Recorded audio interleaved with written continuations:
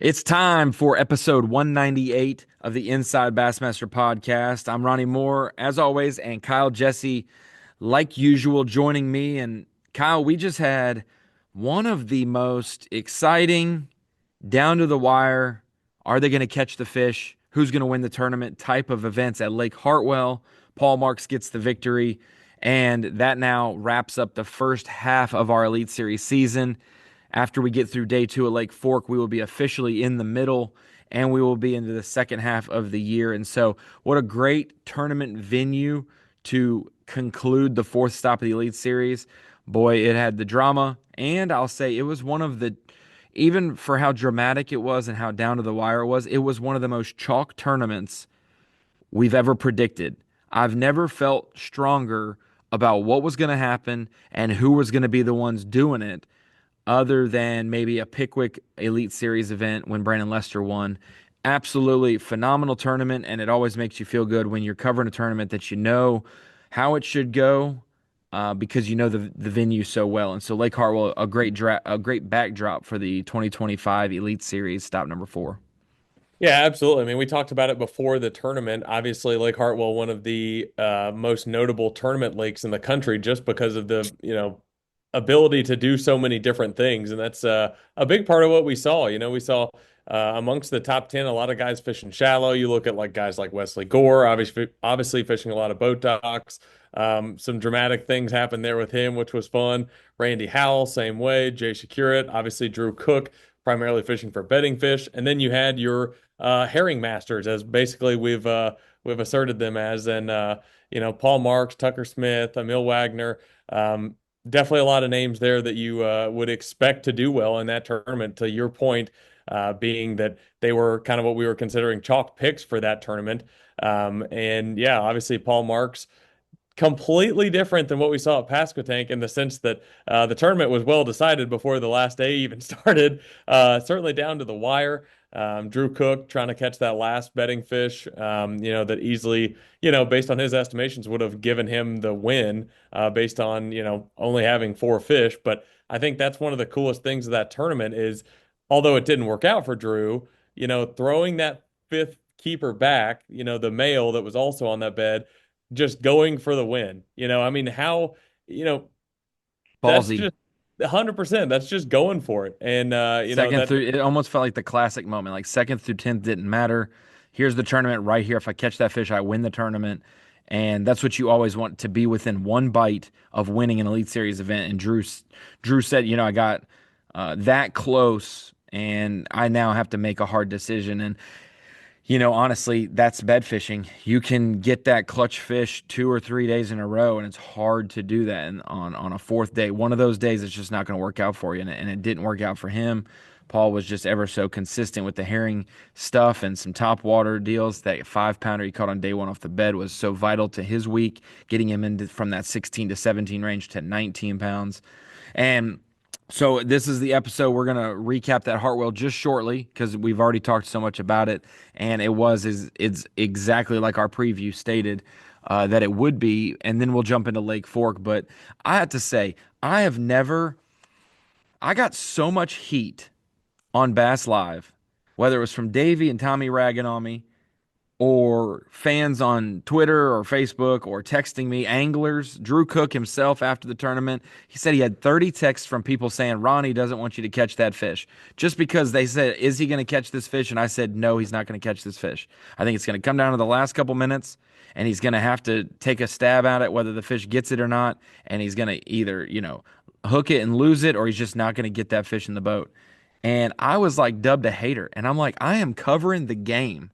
Like, it's like if you were watching a basketball game and there's 10 seconds left and they're about to break the huddle and says, "Do you think LeBron's going to make the shot?" And everyone on the panel says yes. That's like you're being a nice guy and you're hopeful for him doing it. I'm not rooting for anybody.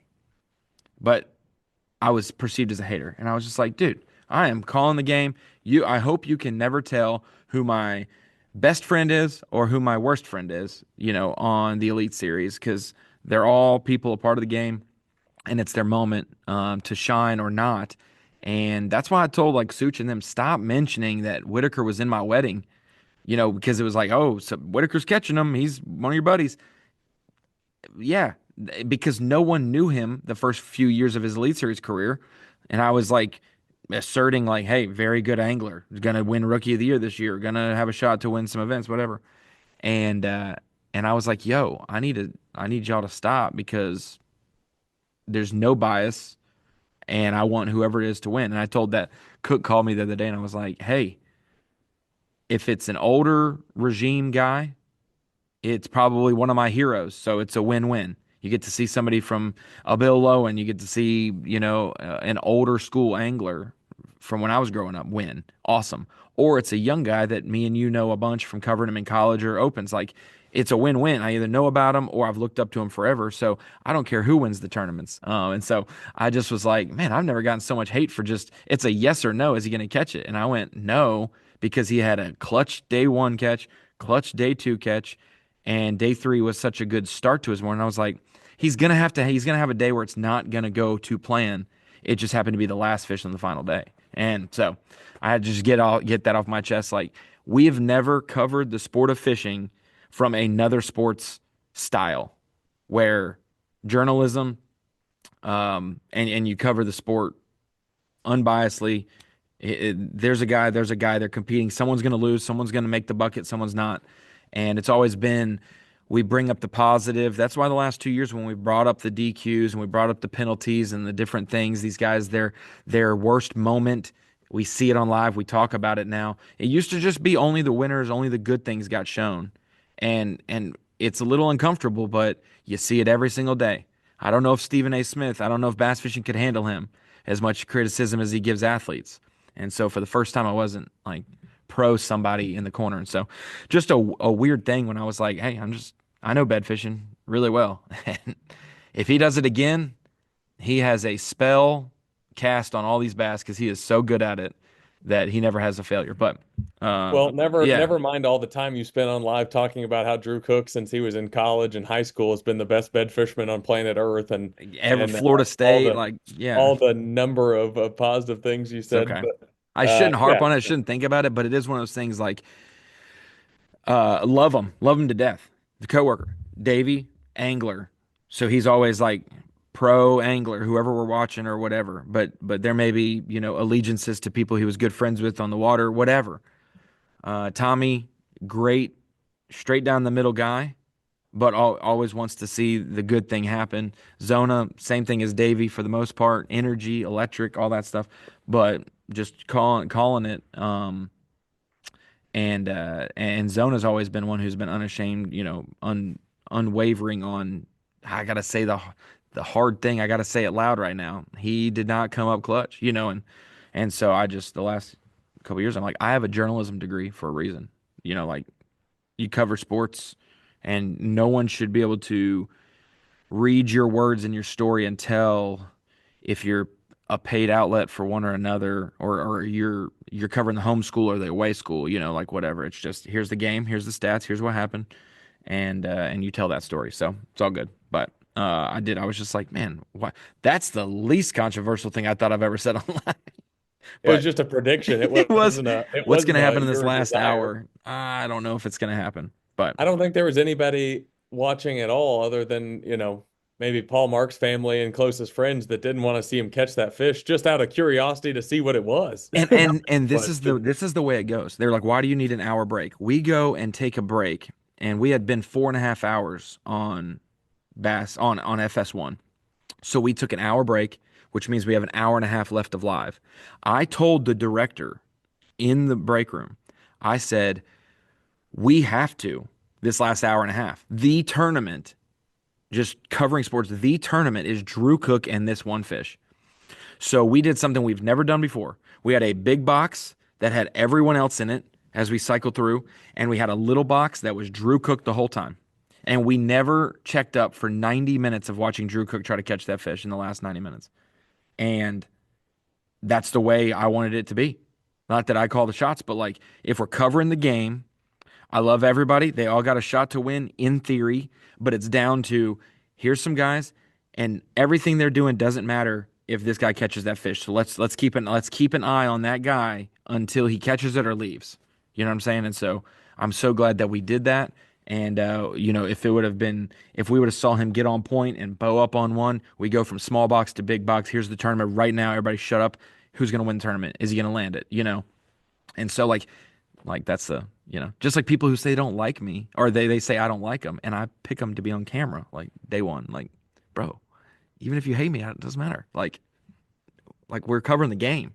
I don't ever want to do bass fishing and injustice by taking the easy road or playing favorites that causes us to miss a story. So Yeah, no, I'm with you. There's always going to be multiple sides to every story, and they're all a part of the greater story. I They're I not do all love it. always positive, but yeah, People will I say think like, "Oh, they're favor the rookies." We said Emil, Paul, Easton, and Tucker would most likely make the top 10, and by golly, all four made the top 10. I mean, that is crazy. I thought there might be another rookie slide up. Andrew got 15th, Loberg, um, but I mean, how crazy? How crazy is that? We had Drew Cook day one on camera.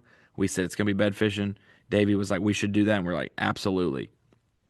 And Drew Cook's on camera all 4 days, and so we've done that lately. Like the last couple tournaments, I'll say we've covered. I feel like we've covered very well. The people we put on camera day one have lasted 3 days or 4 days on camera, because we've hit it on the nail off the rip. yeah, no doubt. And we need to probably mention, amongst all that we've said, we haven't really talked about Paul Marks as much as he deserves the credit for, because you think about all the hours he spent on Lanier, Hartwell, mastering his craft, doing that style of fishing, the run and gun, herring style of fishing. I mean, you could just watch him and how dialed in he was. And then after, he pulls off the win, and he just talks about how much he loves that style of fishing and like loves doing that.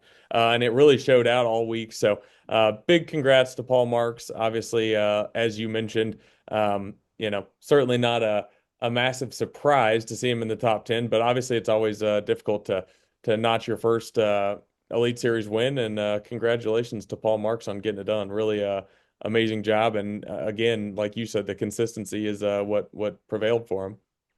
Yeah, absolutely. And yes, that run and gun style, people may say, well, he could see the fish with forward facing sonar. Yes, at times, but also that same style, which you don't realize is those Tennessee River schools or those blueback herring lakes in the heyday of those places. You would have them scanned, marked, know where those groups of fish were from practice, and you end up rotating all those areas. And it was one or two casts. And if you didn't get a blow up on your top water, you took off.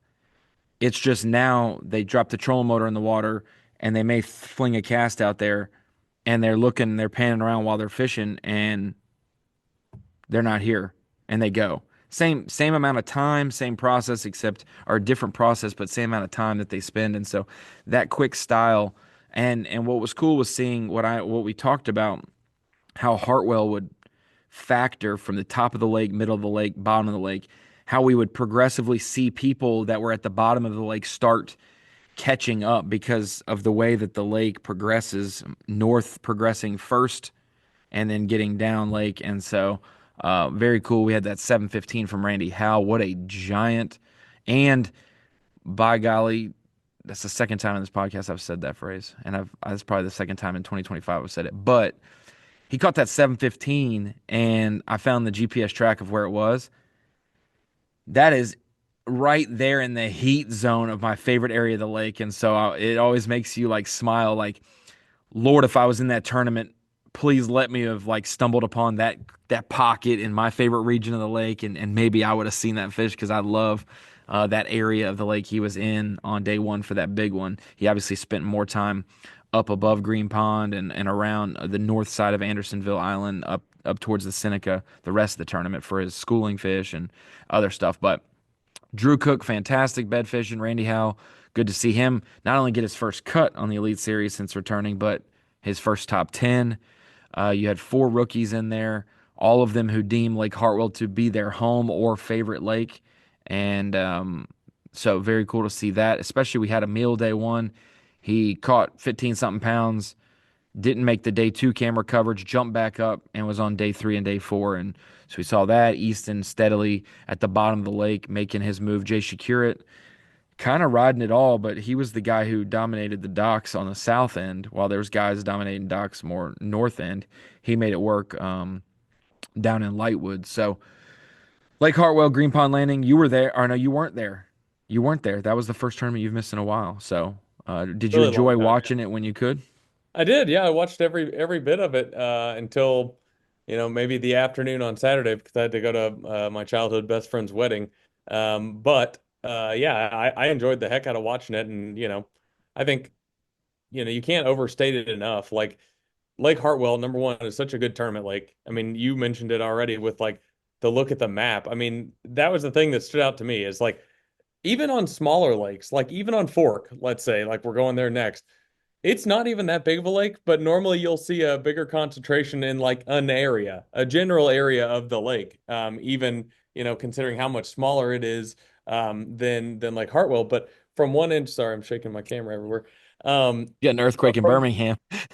yeah, from one end of the lake to the other, there were guys that were not only, fishing, but having success, which you can't say for a ton of bodies of water. Like, there's always going to be general areas that are significantly better than the others, but really speaks to how good of a fishery it is. And then obviously it was talked about all week and even on the TNZ podcast, but the Green Pond landing obviously is a world-class facility. Like you just see the aerials of it. I've seen it, plenty of times in person, but like you just see all the visuals of it, there on site, and it is amazing what they've done there and how great of a tournament facility that is, and really kind of shows to be a staple for other places that are wanting to create something like that. And obviously, I think it's a good thing for the sport for more places like Green Pond to exist. So certainly an awesome place.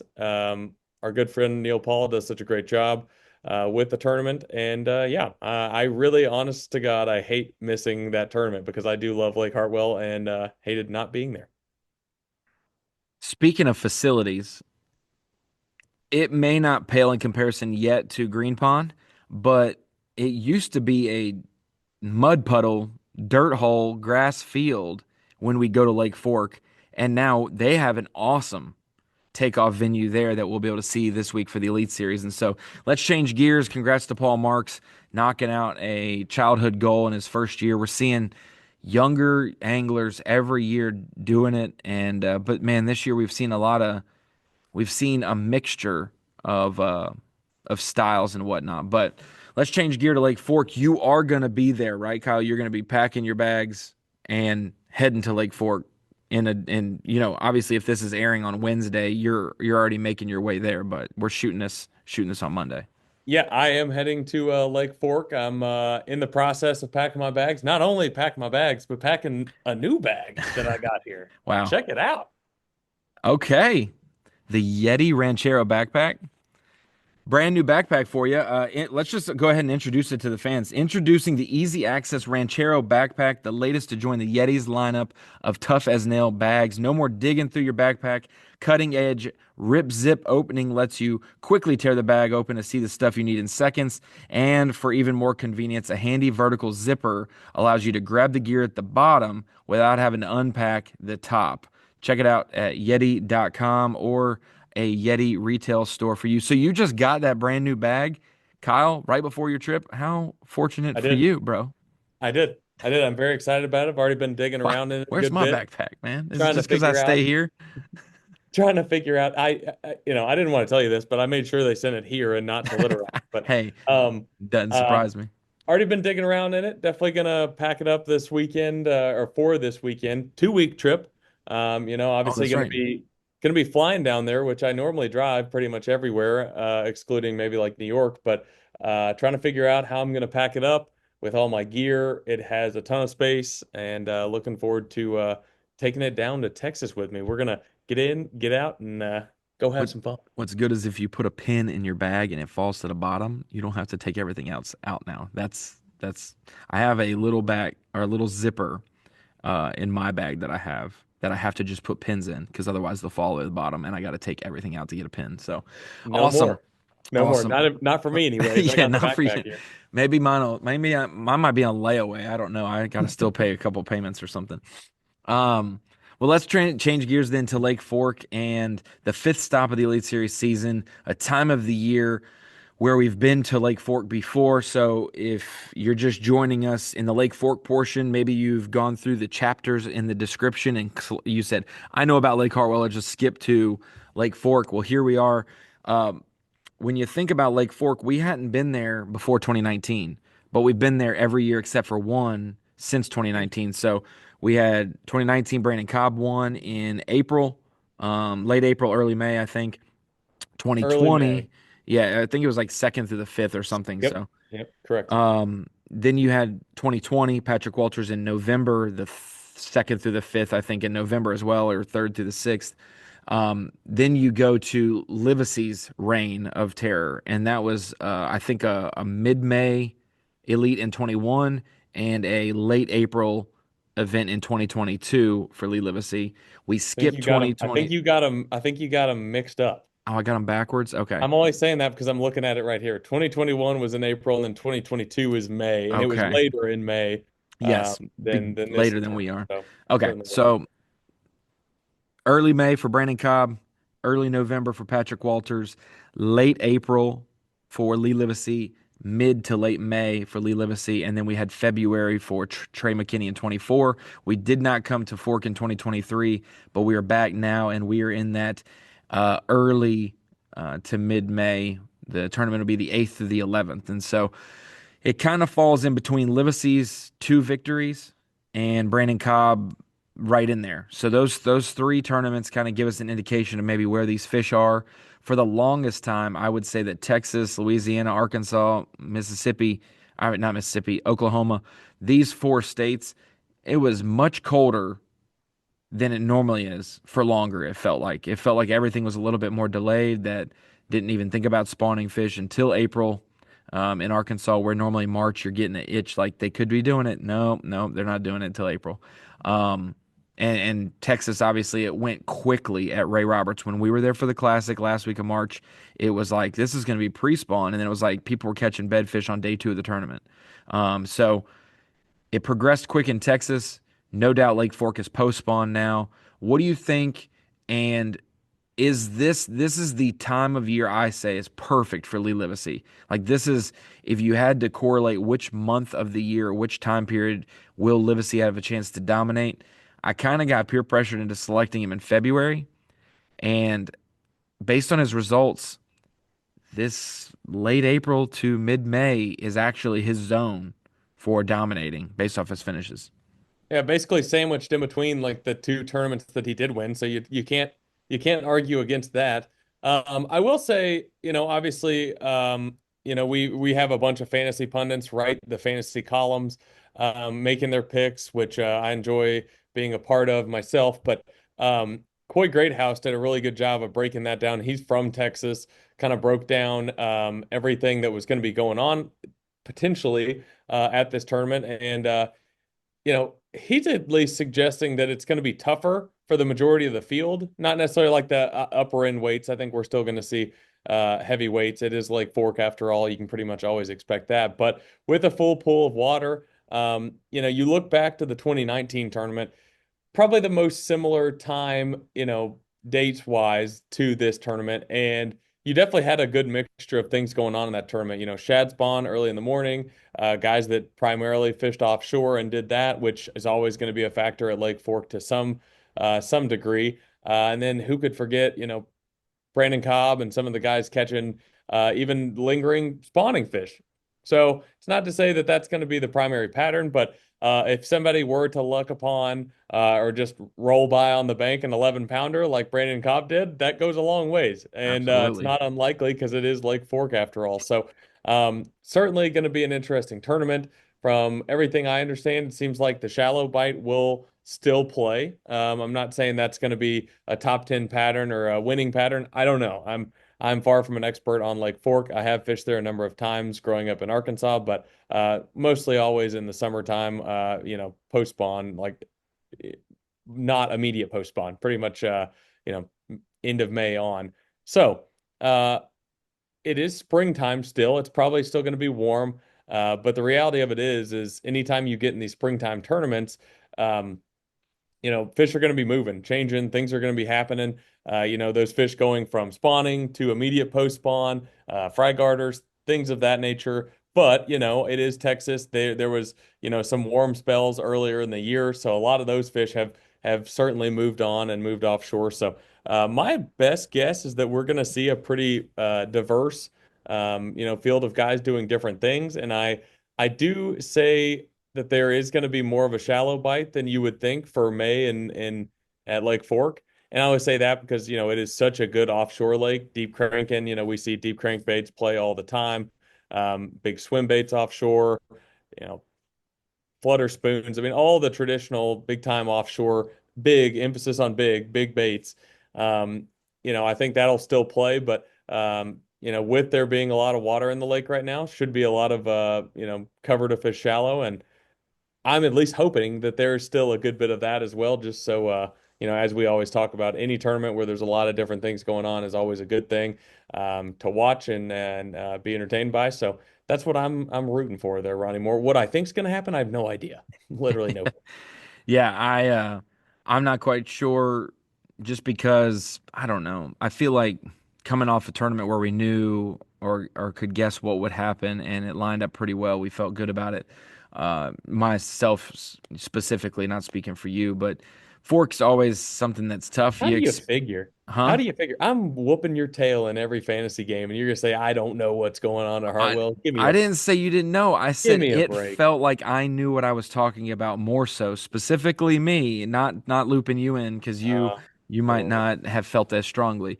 There was no dig there. There's no dig. No, my Calm my my down. picks my picks would say Do I do you have not. that burner Twitter account that won't leave me alone? Is that what it is? Is that what No, it I is? do not. I Okay. don't have a burner Yeah. Twitter account. I use my Twitter account to follow sports mainly. Yeah. Mostly the Rangers' lack of offense. A lot of that. But yeah, I feel like they always say that fish spawn and then go out to the deepest water that they'll be in all year before acclimating back up to a different depth or a different place, unless those fish obviously immediate post spawn are guarding fry. Obviously, we're talking about males, females, whatnot.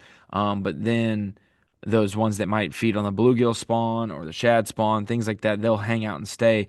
But it seems like maybe the spawn has happened long enough ago for most of the fish that those fish have already been as deep as they'll get, and we may be getting them in that mid-range move up if that's the case.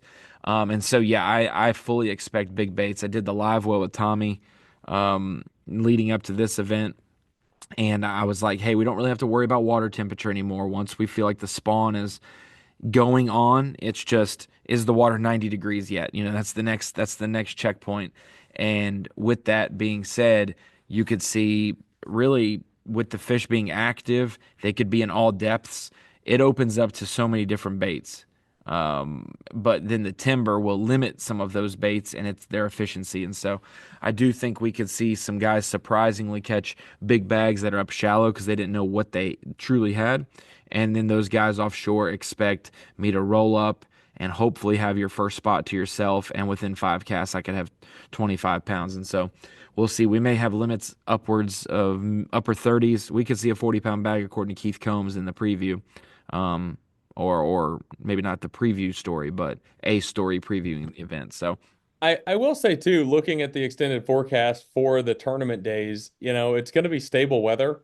Lows in the high 50s, low 60s, highs. it's a little in the chilly. Yeah, like this Yeah, morning well, was that's chilly, that's and that's just it. Like, yeah, again, just throwing it out there. The fact that it's not going to be 90 degrees for 4 or 5 days in a row, really accelerating, the fish post spawn, out to, like you said, deeper water and those even those staging places, immediate post spawn. But the stable weather should keep, at least the possibility of a really good shallow bite around. And, the highs each day are only in the mid to upper 70s. So, and and that's it's warm. not cold I don't enough. want to say Like, that's not warm, but for Texas in any oh, time no past doubt. April, that's pretty manageable weather for the anglers. Yeah, and sorry to interrupt, but I like, Very good. yeah, I think those lows being in the 58 to 65 range, cool it down and don't let that water temperature keep growing in the evenings. With that humid 85 to 90-degree weather that you can get where the evenings just are as sticky as the daytime. You're just happy the sun's not out. With it being cooler, man, that morning bite, like man, we could see if there's a shad spawn, it could be going down a whole lot stronger. It's kind of like when you need a cold front to start the spawn in Florida and it bunches up those waves where they don't just have all the time of the day to do it. It's not a cold front necessarily, but it's cool enough to where it's going to make whatever bites are happening maybe better in a huge jolt in the morning. And so we will see about that. All I can say is But like yeah, just to big your point weights. I about mean, the it's going to be 100 pounds. Like every single time we've been here, it's 100 pounds. And so it's going to be big ones. It's just how big. Are we going to see bigger than the Pasca tank weight of 118? Is it going to be bigger? You could still break the, oh, no, you can't because of last year. But every other fork event, I think 113, 114. I think it was there was a 112, a 113, a 114 for three of the fork victories. Then you had the fall 104 was the winning weight, and then 130 and a half was Trey McKinney last year. So that 112 to 116 pounds seems like the median. That's the normal weight we should expect at a fork elite. Yeah, and to your point a minute ago about the shad spawn, what I don't know why, but when I was thinking about this tournament earlier this morning, I was thinking I want a perfect in between of like Brandon Cobb's, craziness that we had in 2019 with that shad spawn, jerkbait, top water. I mean, Play that points, was baby. amazing to watch. That was really fun. Micah And Frazier then had some awesome visuals there. 100%, Yeah, 100%. And then looking back way beyond that do you remember it was Brandon Palaniuk at Toledo Bend many, many years ago? It's like 20, I don't know. I think it was the year the KVD 16, won. I'm pretty sure. 16. There was a crazy shad spawn he got on with a swim jig up shallow Oh and yeah, like five. I'm like, if there's gonna be Yeah. water, enough water No, no, to no, no. That was John Murray. That was 17 because I saw that on live, like six fish in seven casts. yes, I There was a want shad spawn the year prior, and that was like Wheeler with a buzzbait. I Yep, remember that yep, one. Yeah. yep. It docks and seawalls even. I know KVD did some of that in the mornings, but Hmm. yeah, I want something like that too, like a shallow power fishing shad spawn. And what I mean by that, it's like a swim jig, spinner bait, like traditional, like on the bank shad spawn, not necessarily just like the points. So if it's too much to ask, I get it. But can we get like a mixture of both of those two? Like that would Yeah. make for some really entertaining mornings at Lake Fork. And then some of the offshore savants from the Tennessee River days that are just heck with the shad spawn. I'm going out to the biggest school of fish I can find. Maybe there'll be. We often hear at Fork a bunch of areas that would hold a big one, but not big schools of fish. And so I wonder that place gets beat on all the time, but will there be an area like maybe a Swindle, Greg DePalma area that had, a hard spot, bluegill beds were around and boom, you were able to catch multiple fish off an area throughout the day. So we'll see. Well, let's jump into Rapala Bassmaster Fantasy Fishing and Falcon Rods Drain the Lake and then TH Marine Pick'em. So, Kyle, how you feeling about it? And let's switch it up. Let's do TH Marine Pick'em to start this go around. Let's do it. Yeah, feeling good about it. Feel like we've got some interesting matchups. Starting off in matchup number one, we have top two in AOY. That's going to be a pretty reoccurring matchup, I would assume. Like I say, it's going to be everyone, but pretty good chance. We've got Jay Securit and Will Davis Jr. How you feeling? Where you going on that matchup? Man, I'm starting to get to the point where I don't want to pick against Will Davis Jr. I'm gonna go Jay Shakira, but boy, it might be 18th and 19th place. Yeah, 100%. Both those guys you could easily see doing extremely well. Um, I'm gonna go Jay Secure too. I've got Jay Secure. I kind of want to go against you just for the fun of it, but I'm Wait, gonna wait, go wait, wait. as What well. percentage are you again? Because we were close last time. So what are you at percentage wise? 88.4, I got you. What do you have? 22%, 22 points? 22 points. Yes, I got sir. 23. We're at 92.8, baby. Well, we're gonna make a comeback here, so just hang on. Okay. Matchup number two. We've got the two previous champs. Um, Trey McKinney versus Lee Livesey. Where are you going? Lee Livesey. Also Lee Livesey. Matchup number three, we got a Texas Pick'em. Second time this year we've had a Texas Pick'em just because I like the name. Dakota Ebear and Keith Combs. I Tricky one. got Where are you going on that one? I got Dakota. I got Keith Combs on that one. Okay. like Keith Combs. Matchup number 4, big bait specialist. We got Ben Milliken and Matt Robertson. Where are you going? I got Matt Robertson. I think this is the comeback tournament. I don't disagree, but I do have Ben Milliken. I think that Robertson is going to catch him. Think the time of the year sets up well for him, but I'm going Milliken. Matchup number 5, momentum matchup. Two of the guys that got a lot of momentum rolling into this tournament. Easton Fothergill, almost none more than him the last couple of elites, and then Luke Palmer, top 10, and then just narrowly missed the top 10 at Pasquotank. Who you got in matchup number 5? I've got Easton. I've got Easton. I'm afraid to say who I've got here, and I'll explain why later. But Is Luke gonna bully you? no, no, it's actually the opposite way around. Oh, I've Easton bullies you? no, Wow. not Easton. Um, I'll just go ahead and get to this now because I think this is hilarious. We obviously enjoy doing this podcast. I enjoy writing a fantasy article every tournament. It's just something fun to do. We like the games. It's fun to play, and obviously there's a ton of fans that enjoy it as well and are super passionate about it. So at Lake Hartwell, I did not pick Easton Fothergill, and we had the conversation that I thought it was almost a little crazy, even how good Easton is and how good he is at Hartwell. That he was higher percentage than Brandon Cobb. Oh yeah. We were Well, we were on the same page on that and we both lost. yeah, 100%. He proved us wrong 100% on that one. Not that we were rooting against him by any means, but we just thought it was a crazy deal.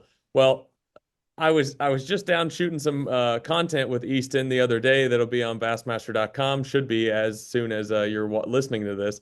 And Easton told me that his dad let him know that I didn't pick him in fantasy fishing, and that was he didn't say this, but he kind of made it sound like that was a little extra motivation to do well. And I was like, whenever he said that, I said, people actually listen to this, like they actually care who we pick. And I'm sure most guys probably could care less, but I did get a big kick out of that. Obviously known Easton for a long time, but Easton's dad, I'm doing Sold it you again. out. He I'm sold you I'm out. Yeah. I'm Oh, taking Luke Palmer in the pick 'em matchup. okay. Okay. Oh man, I could see it going either way. At this point, I just like the entertainment of not picking Easton. Not because I think it's a smart thing to do. I would suggest picking Easton in pretty much every game available that you have the option. And we'll get to that later. He is But on one this of is my a yes no. This is a yes yeah no. So, it's this or that. yeah. So just for the sake of being different from you, I'm going to go with Luke Palmer. Okay. Next one. Matchup number 6, the I-30 showdown. Got to travel down I-30 to get to Lake Fork from Arkansas. So we've got two Arkansans, Stetson Blaylock and Joey Cifuentes. Where are you going? I got Stetson. Spent a lot of time on Fork in the past doing electronics things, and so that has to help history wise, knowing how this place maps out. It has nothing to do with him getting a top 10 in February last year because it is a different time of the year. But generally, overall, there's probably not a lake in the country he spends more time fishing on outside of Arkansas than Lake Fork for Stetson, at least earlier in his career. Yeah, absolutely. Stetson's really good at Fork. Great history. I'm going Stetson as well. Matchup number 7, and we don't have to get into who they're rooting for college wise or anything like that. Just letting you know, it's Texas versus Oklahoma. We have Chris Zaldain versus Jason Christie. Who we going with? I got Christie. We're gonna find out on this one because I've got Chris Zaldain on this one. Um, Again, one of those I could easily see either of them doing well. I wouldn't be surprised if I was wrong because, as I mentioned earlier, I've been wrong plenty of times in the pick 'em matchups. And you think I would have a pretty good grasp on who to pick, considering I make the matchups, but Wait, so this clearly is not. we've been through four elites and the classic, right? Yes. So four elites in the classic, that is 28, 30, wait, seven matchups, five events, 35 events, 35. So we've missed 12 people. Yeah. We've 20. missed, Well, yeah. I've got 23 and you've got 22. So I've missed 12 and you've missed 13. 13. And Yeah, we're that's pretty bad. 93% and 89%. Like, wow, it's not easy. No, Not it's easy. not. And again, I'm just gonna keep ragging on this every time we talk about pick 'em. I was told that this was gonna be so easy. Who It's told not. you that? Tom Abram told me that. He said Oh, this was going to be well, so easy and he was going to get them all right. And Certainly not the case. He's had a losing record the last 2 weeks, and I think he's finally I think he's finally starting to realize that He it's not. doesn't know jack crap. I'm not going to say that. I But will. I will say that the pick'em is much more challenging. Even to me, I thought it was going to be a little easier than it has been for me. But um, yeah, it has been fun, and I really do enjoy it. But yeah, we've got some differences on that one. We're going to see how that plays out. Certainly excited to see how that one goes. Ronnie, you want to go to Rapala Yeah, Bassmaster we Fantasy can do Fishing that. Game? Our 5 buckets, and this one is kind of just. I did never got comfortable selecting my 5 man lineup. Like I'm still Couldn't get looking in a over good it right now. rotation. Timing was I off. I couldn't mean, get in all a the good things. rotation. Like it just feels weird. I never could settle down, in an area, and I just spent all day running. But we can get into our Rapala Bassmaster Fantasy Fishing picks. I need you to actually go first for bucket A, and then yeah, give me your A through E lineup. I'll give you my A through E, and then we'll discuss each bucket. Yeah, I'll just go ahead and say my lineup is not all that exciting. I went pretty high percentage on all five of the picks. I I did like the not, so you can. I mean, we can critique because I'm a little puzzled. I don't want to overthink it, but boy, like it's. I don't feel good about chalk here like I did at Hartwell. So that's why I'm not trying to overthink it, but I'm also trying not to just go with the easiest picks. yeah, no, I agree with you. I just think that there are guys in each bucket that it's just hard to imagine they would do super poorly. I mean, obviously, you say that. I mean, obviously, Lee Livesey, the last time we were there, finished in the 80s. So, I mean, it can happen anywhere. We obviously know that. But yeah, super not exciting lineup, but we'll not exciting in the sense of like there's not any super low percentage guys on my team. Again, I like the lineup. That's why I've got them picked. But bucket A, Lee Livesey. Pretty easy to explain there. Brandon Polinick in bucket B. Bucket C, I have Easton Fothergill. So I'm making it up to him and his dad in Rapala game and Don't not be peer selecting pressure. Don't Pick'em. be peer pressure. No, I really do think it sets up well. I think he is absolutely on a heater. And at this point, it's hard to pick against him. Bucket D, Stetson Blaylock. Obviously, talked a good bit about him. And bucket E, I am selling out for there being some shallow water power fishing. I am going Greg Hackney. Certainly a bunch of guys in bucket E you could go with that should set up extremely well at Lake Fork. But Are we just gonna lock in Hackney for you and Bucket E the rest of the year if he doesn't move and stays there? there's been a couple tournaments, in fairness, I have not picked him, but I have picked him in far more tournaments than I have not. I don't And think that's true. I think you pick him every week. I No, I'm didn't just pick kidding. him in Yeah, Hartwell. I know I you didn't didn't pick pick him him. in Hartwell. I know at least for sure because I wanted to give him a break because I thought at a certain point I'm like maybe I'm the bad luck. I got to stop picking him. Um, but we're right back on board this week. He is on the roster and yeah, I can't get away from it. I mean, I got confidence in Greg Hackney before every single tournament. If it doesn't go his way, it didn't go his way. But like I'm just that confident that he's going to catch him just about everywhere we go. He's had a really good track record at Lake Fork, consistent tournaments. So yeah, I'm going Hackney. So again, bucket A, Lee Livesey, bucket B, Brandon Polnick, bucket C, Easton Fothergill, bucket D, Stetson Blaylock, and bucket E, Greg Hackney. Well, you saved all the low percentage guys for me, and Can take them. I seemingly have picked some. So bucket A, it hits you right in the face quick. I did not pick Lee Livesey. Like just 48%. I said this last time. Buddy, This is pissing me off. I last know. time you didn't pick Lee Livesey, he won the tournament. I know. But then So I don't picked him last year with 93% of y'all, and I didn't, and he didn't make the cut. He got like 80th. So I'm like, that's why like it's the game of like, do you just pick him because you need to pick him, or there are other guys that are doing well and could do well this week? And so I did not pick Lee Livesey here. I do have him for Drain the Lake. I do trust him to do well. Um, but I have Seth Fighter in bucket A. I feel like that shallow this time of the year, just I feel like it's a good fighter time of the year. He's had decent results at Fork in the past. I'm going with him at point 0.8. always Um, been a good shad spawn guy too. Like seems to always Absolutely, capitalize on a shad which is spawn. Like if there's weird ever because they one. don't have shad in Minnesota to spawn, so he never has practice back home. But at least he's not at home during the shad spawn; he's down here. But yeah, I'm going with fighter because of that. I mean, I could look at a Cox. You could look at a Palmer. Walters is in this bucket. Walters is severely underchosen percentage wise in not only fantasy and Drain the Lake this week. But I'm going fighter. Um, Bucket B, David Gaston. Bucket C, Scott Canterbury. Bucket D, Dakota Ebert. And Bucket E, Kenta Kimura.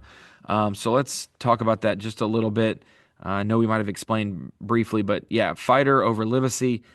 I just, Trey is at 26%, and that's two dudes taking up, 70 something percent. I just looking at that, I can't give it to Livesey from my team. I know he's going to do well most likely. This is the time of month, a time of year that he should do well. I think the fighter's also going to do well. So I got to make up some ground as well. I'm at 89%. I'm not super bad in fantasy, but I want to jump into the 90s. I could roll with the flow of everybody else and hope he does well. But also picking fighter could give me a great jolt if he's close to Livesey in the standings. So that's why I went fighter. Um, who was your bucket A? Oh, you went Livesey, so that doesn't need to be explained, right? No, I don't feel like it needs to be explained. To me, it's just too big of a risk not to pick him. I think I've said that just about every single No. year. Even though the percentages are a little more dispersed this year, I certainly think Lee Livesey this time of year, really any time of the year, I'm going to be confident he'll do well at Lake Fork. I'm genuinely So irked right now. I'm literally frustrated, like mad, because of it's so straightforward, yet fishing's not straightforward. So, um, yeah, it certainly never is, and that's the thing that makes this super fun because it is very hard to predict. and you know how many Bucket people have watched the 2021 and 2022 Elite Series events? Like that I know this week have rewatched them. So if those areas that he knows and has done well in those shallow areas, like everybody knows everything now at Fork. So I hope Livesey Well, has we've some also stuff just saved been up. there. We've just been there enough times to where I Yes, feel like yes. anybody that has fished there in previous Elite Series tournaments, certainly you're going to have a better grasp on any body of water you've gone to before. But when we've gone there as many times as we have, and the fact that it's not that big of a lake, like certainly running out of secrets on on a place like Lake Fork. Like I just keep thinking Robert G is going to be on a spot and Livesey's going to be like, "Where'd you find this?" And he'll be like, "I saw James Caldmeyer guiding here." Like, no, this is a Lee Livesey spot, like the St. Lawrence River thing happened. But so bucket B, I've got David Gaston, and you may wonder why I went point one. I didn't even look at the percentage for Gaston, but I was like, man, he's also another swim jigger, shallow water guy. This time of the year, not afraid to throw a top water and a worm, and and really cover some ground. And so I think that he could do well with that. I didn't trust the Hamner percentage. I think that's a fake percentage, 24%. I say fake meaning like we're so gung ho on his giant that he caught last year and he got a top 10. It's different. February's just different. So I don't even take yet last year into account. Picking David Gaston though. Stylistically, I like it. I couldn't really get comfortable with Chris or Corey Johnston, Jordan Lee. How do I justify Justin Atkins, even though I think he's a good early post spawn angler, but he just got a top 10 there in February. I'm not picking it because of that. You're just trying to ride that edge. Brandon Polinick, how will he do? That type of stuff. But yeah, I'm going with David Gasson, and I'm getting more and more okay with that. Sounds like you're overthinking it. Bucket C, Yeah. No, who was your B? Brandon Palaniuk. Oh, okay. I certainly believe not just based on history. Again, it's more just like a style thing. Like we've seen him really capitalize on a shad spawn bite plenty of times throughout the course of his career. We obviously know how good he is at fishing offshore, utilizing his electronics that way, deep cranking, big bait guy. I mean, everything about Lake Fork sets up well for Brandon Palaniuk, and I think his results certainly show. So for me, I understand Palaniuk is certainly at a pretty high player percentage at 21.5. Not the highest in the bucket behind Justin Hamner, but yeah, Brandon Palaniuk seems like just timing wise, um, certainly could be a big time event for him. Bucket C, I chose Scott Canterbury, so I got two Coosa River guys and fighters done well in the Coosa, like that type of fishing this time of the year. Same train of thought. I think that it could be a lot of good finishes could come from that dirt shallow to 8 foot range, and so some of my picks are in that range for that reason. Maybe dirt shallow to 10 foot range, something like that. That is a wider variety of depths, but Canterbury in there. Didn't really find anybody in bucket C that I was convinced was going to catch them. Still got some second year guys. You got some Tennessee River guys. You got some jighead minnow guys that I don't know if that's going to be a deal. Like you just not classifying them. That's the only thing they do. But when I think of them, I think of that technique. You've got a Combs. Is he going to channel his good history here in the past? Going to have some mojo because he's coming off the Pasca tank and some decent finishes this year, just outside the classic range or just inside the classic range this year so far. Christie, I think he'll beat um, Zaldane for Pick'em, but I didn't pick him over Canterbury. Yeah, so bucket C, obviously, I agree with a lot of things you just said there, but it does scare me a little bit. Obviously, Easton, that pick is basically primarily based on momentum, and I just think that you know, time of the year. We saw what he did at Ray Roberts.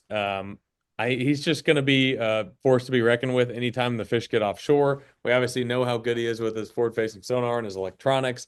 I just think that he's got so much momentum rolling into this. You got to feel like there's nobody that feels better than Easton Fothergill does right now. Now, it does scare me, of course, that he is at such a high player percentage and he's never fished a tournament at Lake Fork. That's what scares me to death. But, again, I think based on momentum alone, hard to go against Easton Fothergill right now. Bucket D. Surprised you didn't go with Blaylock in Bucket D. I did for the same reasons that we already discussed in the podcast, but not going with Stetson Blaylock. Yeah, I had Dakota Ebear since the beginning, since this came out. It's not his home lake. He's a Rayburn guy, but man, something about Ebear in Texas, like it's channeling on the Keith Combs reputation. Could have gone to any lake in Texas that he's never been to, and Combs is going to catch a bag like back in the day. And I feel like that's right now Dakota. He hadn't really fished great in the elites this year. Kind of been a ho hum, not too strong of a start. But I expect this one to be a big one for him. We could see him in the top 10 for the first time. And so, yeah, I went with him here. He was the highest percentage guy I've picked. He's in here with Ben Milliken. And obviously, we know Ben Milliken's style of fishing lends itself to doing very well this week with big baits. This one was kind of you got to go with you got to go with the history here. I will say I almost picked Hank Cherry at point four. And what tells me that is I remember maybe it was 2021 that he stayed for like a week after the Elite Series event there because he was like, where do these fish go when they're not on the bed? Like when they leave the bed, where do they go? And he stayed for a week and fished fork. And you never know in the moment if it doesn't benefit you the next time you're going, you're like, oh, it was a waste of time. I shouldn't have done that. You never know when it could benefit you that you did that. It's always good, especially if you're an angler who has a good memory of just understanding the fishery a little bit better. And so I wouldn't be shocked if Hank Cherry at 0.4% comes out guns blazing and catches them this week just based off of some stuff he learned and stuff he knew from the last time he stayed an extra week. I think it was 2021, maybe it was 2022, but I believe it was after 2021. So Bucket E, again, I've got Greg Hackney selling out for the shallow bite there. Again, I really do hope that plays a big role just because My you team's screwed if it does not, Kyle. yeah, I hear that. Um, I certainly think it will, but you just know anytime you get to the post-spawn period, especially on a place like Fork where the offshore bite is so strong. Um, yeah, I mean, I think that there's definitely going to be, guys doing both. But for my shallow taste, I'm going Greg Hackney and Bucket E. This is going to be the week. He's going to turn around. We're all going to be pumped. And yeah, so I'm going Greg Hackney and Bucket E. Speaking of a heater, I picked Kenta Kimura. And Kent, that's a smoking joke if you don't know. Um, Kenta, big bait guy, glide baits, crazy top waters. Um, Man, this is the place to bring him out. We always see Zaldane posting big baits on his Instagram stories and things like that.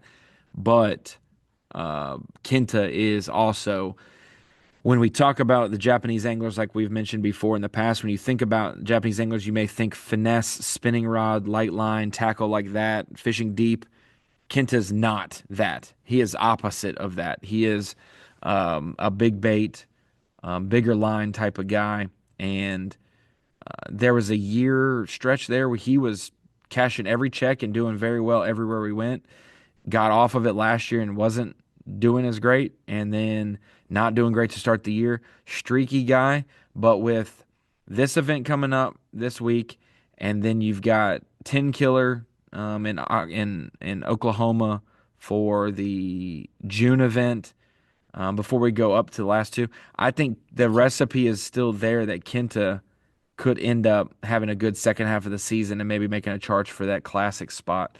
And so it has to start here. And so there's some urgency. I mentioned that at the live well, talked about Matt Robertson and Kenta Kamira, two guys who big bait profiles, go for it type of mentality, and they had to have it this week. They have the urgency, I got to catch them, and stylistically it lines up well for them. So Kenta Kamira in my bucket E.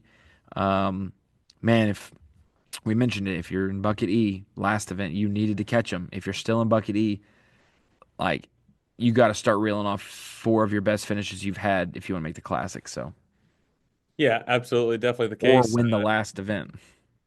That'll do it too. Um, Falcon rods, Bassmaster Drain the Lake Challenge. What was your Uh, winning weight? What do you have for winning weight? Did you type one in? prob Probably too low. I'm going a little lower than normal. I say normal, like definitely less than 24. I'm going 110.8.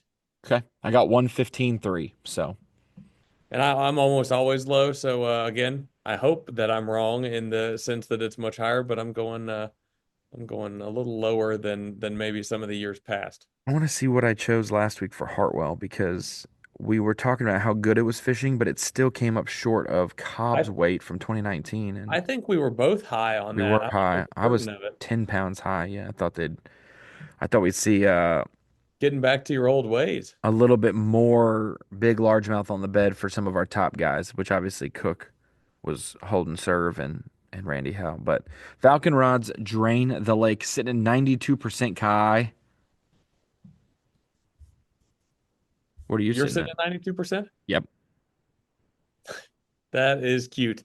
How about 99.8%, 53rd in the world? If I do remember correctly, last time we did the pod, I told you that I loved my lineup. I thought that I'm almost pretty sure I said I was going to go from 98.9 to 99.8, something like that. Doesn't matter. I'm killing it. I'm pumped about it. I like my lineup this week as well. Now that I'm doing a lot of bragging about it, I'm pretty sure I'm going to tank. So many Did you have apologies. Paul Marks in your lineup last week? I did. I did. Okay. What was your Two point total? two winners in a row. Let's see. I can tell you in like You had two. Welcher at the basket tank? Dang. I did. I did, This man. is my I've first been winner of the year. I had Paul, and so 305 on top of 300 is huge. And I had 1999. What a sweet year. What a I sweet had year, Kyle. I had 2301. Yeah, That I honestly needed the winner because I actually had first, second, seventh, and 11th. And then I yeah, had 57, 64, 67, 77. everybody I had was 22nd or better, including just like you said, four guys in the top 10, Bryant Smith in 12th. Brandon Cobb was the only guy that obviously had a tougher tournament, much tougher than we expected. In the 60s and 64th. But yeah, overall a really solid lineup, and I was pumped about it. I'm also pumped about my lineup at Lake Fork. However, I Me do too. know that the fall is coming, and I'm gonna hate when that happens. But we're just gonna ride the wave till it comes. I think you got to beat, like, I got like 100th one year, and that was, or 89th or something. So you got to Yeah, beat that. I don't believe it. Um, let's rattle these off. We always Okay. go four at a First four. time. Yeah. I'll give you my Four. first four. Yeah, let's hear it. I'll just mention four guys I've already mentioned on my teams previously. So Dakota Ebear, Hank Cherry, Lee Livesey, and Kenta Kimura. Those are four guys that we've talked about that I would most certainly have on my team. So Ebear, Cherry, Livesey, Kimura. I have to start the roster. I have Stetson Blaylock, Justin Atkins, Lee Livesey, and Ben Milliken. Those are going to be my first four. And then my final four, John Garrett, Chris Zaldane, Taku Ito, and Patrick Walters. My last four are going to be Tyler Rivette, Tyler Williams, Keith Combs, and Trey McKinney. So specifically, John Garrett, I love John in that 6 to 11 foot offshore type deal, like the Bassmaster Classic this year. That's what I picked him for Ray Roberts, and he got the first man out of the cut, but he had 6 bass for 28 pounds for 2 days or something. If he could just catch more than three keepers a day, it would have been great. But he was catching big ones. Same type of thing here, I expect. Zaldane, it's got to collide at some point. And so I had him. I did not have him for the classic for Drain the Lake. Remember, I select all my Drain the Lake before this year starts. The only reason why I change it is for someone who is withdrawn, injured, or not fishing in this event. So pick these guys before the season.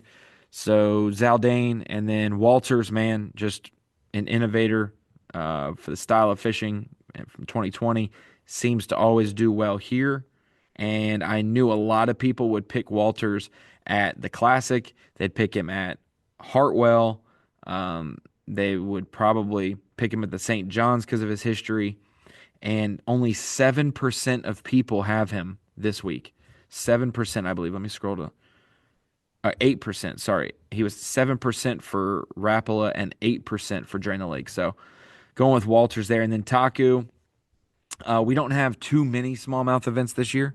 So I said if there's going to be an offshore event, he did well day one of the Lake Fork event last year, and I think that he could figure out whatever he had going there, which was that shallow. He was not far from Justin Atkins, and if he did that again, not that same area, but that same style of fishing, shallower than he normally does, I could see him. That's why I picked him. I'm pretty sure, yeah, 2024, 24th place finish. I was about to say 2021, he had a seventh place finish. Taku did, that is. So definitely like that pick. Certainly a little non-traditional in the sense that a lot of guys save him for a smallmouth tournament, but I like it. Yeah, to kind of round it off, a few of my guys have already talked about it a lot. Lee Livesey, Stetson Blaylock, Justin Atkins, for the same reason you mentioned earlier. I do think he is a very good, immediate post spawn fisherman. Ben Milliken, obviously big bait guy, did well here at Fork last year. Certainly not comparable in the sense of time of the year and probably fishing styles, but certainly should be able to find what he likes there. Tyler Rivette, the last two times we've come to Lake Fork, he's really found his groove here after a couple relatively tough tournaments at Lake Fork. You can certainly tell based on his social medias how excited he is to get back to Lake Fork. Certainly think he's going to have a big tournament. Tyler Williams, he's going to find a jig bite. I just think that there's going to be a jig bite available somewhere. Lake Fork is certainly a great lake for that. I put him in my four anglers to watch in the live well with Tommy. I had Lee Livesey, Kenta, and Matt Robertson, and then I had Tyler Williams for that same reason. I love it. Jig and a jerk bait are all you need. Well, you'll probably catch big ones at Lake Fork doing that. 100%. And then Keith Combs and Trey McKinney. Keith Combs, obviously, for his history here, certainly think if there is that offshore crank and bite to be had, he's going to find it, and he will do it as well as anyone. And then Trey McKinney, you could really justify picking him on Drain the Lake for any tournament throughout the year. But, definitely think he likes Lake Fork, clearly, based on his win last year. But I just definitely think that this place sets up well for him, even during the different time of the year. So going Trey McKinney with my last pick. Awesome, Kyle. Well, it should be a great event, and not sure who we're covering day one yet. I would imagine we're covering Jay Shakurit because of his lead in Angler of the Year. Probably covering Lee Livesey because duh. So I get to see painfully if he whacks him in the first hour of, We're just going to chalk that one up.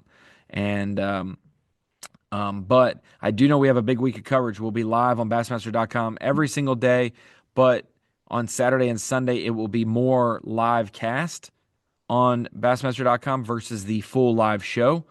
Well, you can also find it when we're on .com on Roku as well. But on the weekend, we're going to have 3.5 hours of Bassmaster Live on Fox Sports 1 Saturday morning.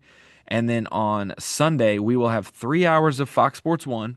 We'll have our hour break where the halftime show happens. And then we'll have 3 hours of Big Fox to wrap up our Lake Fork show. So, what a great time to be on Big Fox, the final few hours of the tournament where we're probably going to be at the 100-pound mark by the time we hit Fox and be able to showcase this place with some of the best moments of the week as well. So hope you join us there. Like we said, .com every day, whether it's live or live cast, maybe both some days.